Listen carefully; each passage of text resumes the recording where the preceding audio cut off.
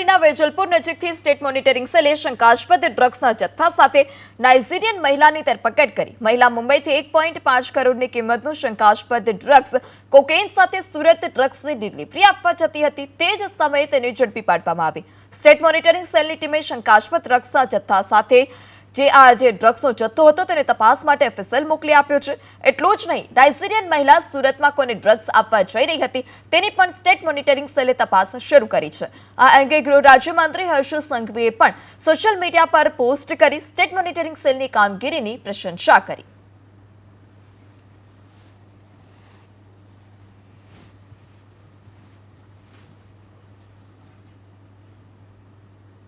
અંકલેશ્વરમાં ગુજરાત પ્રદૂષણ નિયંત્રણ બોર્ડનું પાપ હવે છાપરે ચડીને પોકારી રહ્યું છે.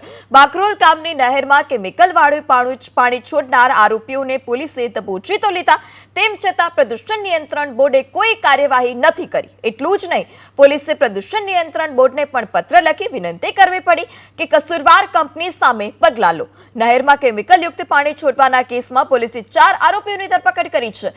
તપાસમાં અંકલેશ્વરની ક્વોલિટી વેલ્યુ લેબ્સ કંપનીનું નામ પણ ખુલ્યું છે. જ્યારે કંપનીના સત્તાધીશોએ કેમિકલ માફિયાઓને કેમિકલનો નિકાલ કરવા કહ્યું હતું.